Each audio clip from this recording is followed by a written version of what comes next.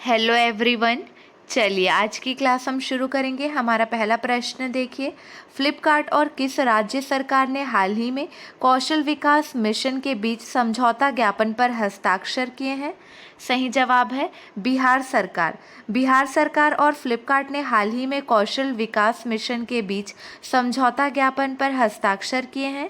इसका उद्देश्य कुशल आपूर्ति श्रृंखला संचालन कर्मियों का प्रतिभा का विकास करना और व्यवसाय के प्रासंगिक प्रशिक्षण और विशेषज्ञता का प्रसार करना है। अगला प्रश्न, निम्न में से किसने अपने स्पेस स्टेशन के लिए दूसरा मॉड्यूल लॉन्च किया है? इमेज देखिए, आपको 4 ऑप्शन दिए गए हैं। इनमें से सही जवाब है चीन। चीन ने महत्वाकांक्षी अंतरिक्ष कार्यक्रम के नवीनतम कदम के तहत अपने नए अंतरिक्ष स्टेशन को पूरा करने के लिए आवश्यक 3 मॉड्यूल में से दूसरा लॉन्च किया। चीन के उष्णकटिबंधीय द्वीप हैनान पर वेनचोंग लॉन्च सेंटर से ये लॉन्च मार्च 5G रॉकेट द्वारा वेंटियन नाम के अनक्रूड क्राफ्ट को लॉन्च किया गया था। कुछ समय बाद चीन मानवयुक्त अंतरिक्ष एजेंसी के एक अधिकारी ने प्रक्षेपण की सफलता की पुष्टि की। प्रमुख बिंदु देखिए, 3 पॉइंट है। पहला पॉइंट देखते हैं, बीजिंग ने अपने अंतरिक्ष स्टेशन तियांगोंग का केंद्रीय मॉड्यूल अप्रैल 2021 में लॉन्च किया था। लगभग 18 मीटर लंबा और 22 टन वजन के नए मॉड्यूल में वैज्ञानिक प्रयोगों के लिए 3 स्लीपिंग एरिया और स्पेस हैं। सेकेंड पॉइंट, यह अंतरिक्ष में मौजूदा मॉड्यूल के साथ डॉक करेगा, एक चुनौतीपूर्ण ऑपरेशन जिसके बारे में विशेषज्ञों ने कहा है कि कई उच्च सटीक जोड़ तोड़ और रोबोटिक आर्म के उपयोग की आवश्यकता होगी। थर्ड पॉइंट है, तीसरा और अंतिम मॉड्यूल अक्टूबर में डॉक करने के लिए निर्धारित है और तियांगोंग, जिसकी उम्र कम से कम 10 वर्ष होनी चाहिए, वर्ष के अंत तक पूरी तरह से चालू होने की उम्मीद है। अगला प्रश्न, कौन सी तिथि को द्रौपदी मुर्मू ने भारत के 15वें राष्ट्रपति पद की शपथ ली? इमेज देखिए, सही जवाब है 25 जुलाई 2022 को शपथ ली। द्रौपदी मुर्मू ने 25 जुलाई 2022 को भारत के 15वें राष्ट्रपति पद की शपथ ली। Chief justice of India NV Ramana ने निर्वाचित राष्ट्रपति द्रौपदी मुर्मू को राष्ट्रपति पद की शपथ दिलाई। आपको चीफ जस्टिस का नाम याद रखना है, NV रमना। मुर्मू देश की दूसरी महिला राष्ट्रपति है, साथ ही वह सर्वोच्च संवैधानिक पद संभालने वाली पहली आदिवासी महिला और स्वतंत्र भारत में पैदा होने वाली पहली राष्ट्रपति हैं।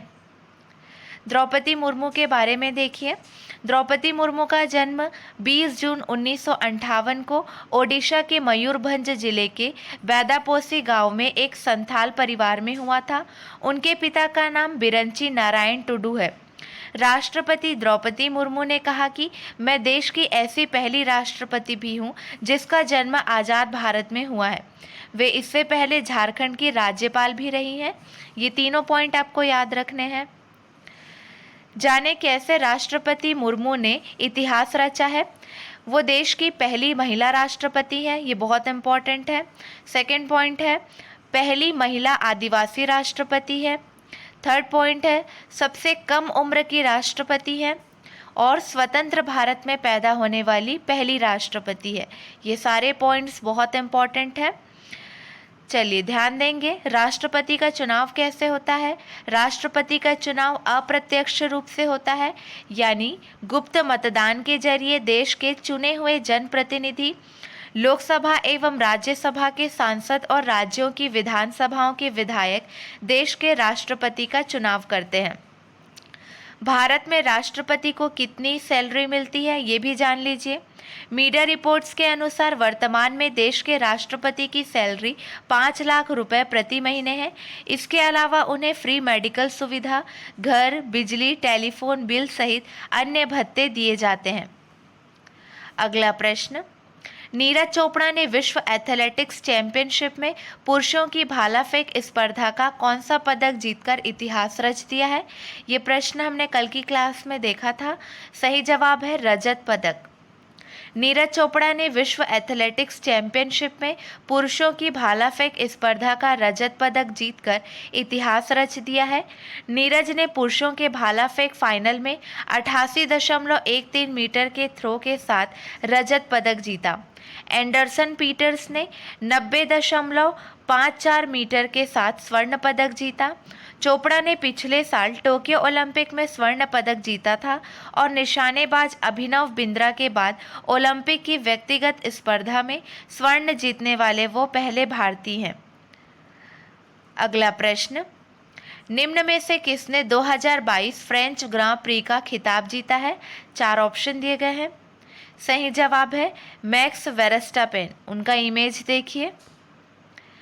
डिफेंडिंग फार्मूला 1 चैंपियन मैक्स वेरस्टापेन ने रविवार को चार्ल्स लेक्लर के दुर्घटनाग्रस्त होने के बाद फ्रेंच ग्रां प्री जीती।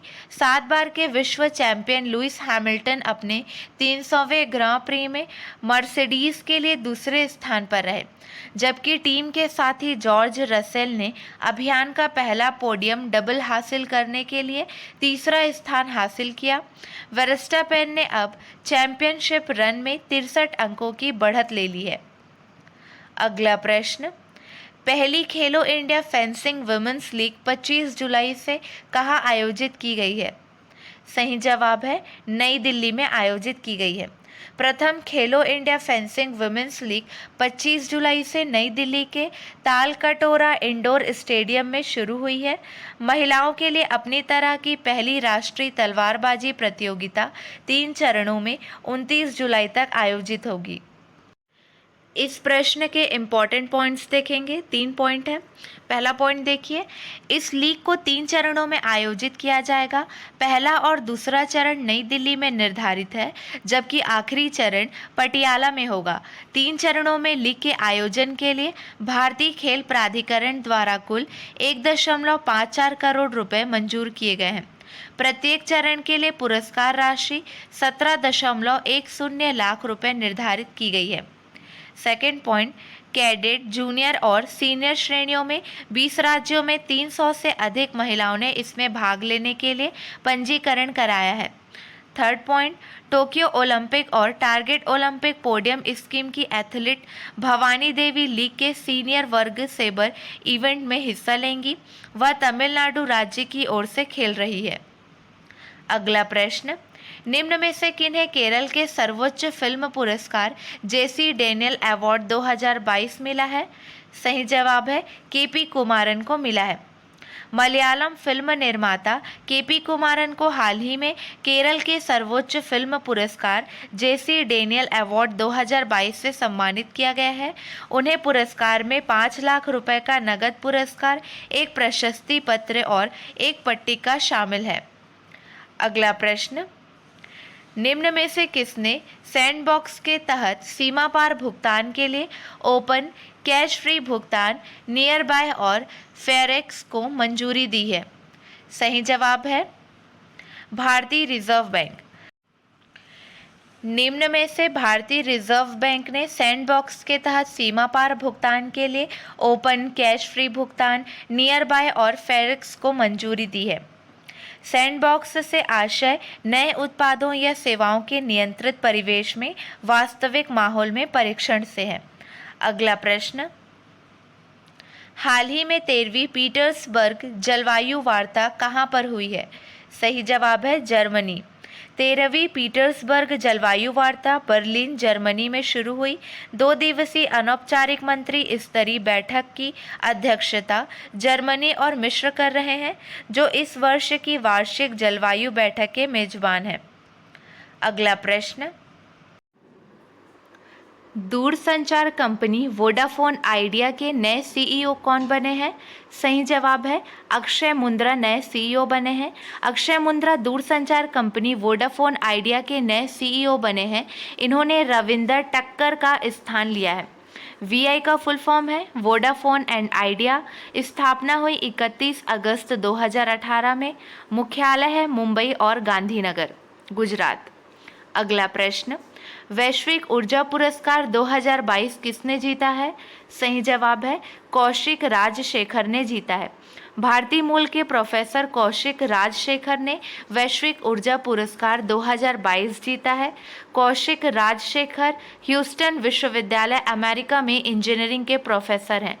इनको यह पुरस्कार बिजली उत्पादन उत्सर्जन को कम करते हुए परिवहन, विद्युतीकरण और ऊर्जा दक्षता प्रौद्योगिकियों में उत्कृष्ट योगदान के लिए दिया गया है। चलिए आज के लिए बस इतना ही। अगले वीडियो में मिलेंगे नए प्रश्नों के साथ। Keep watching and keep learning.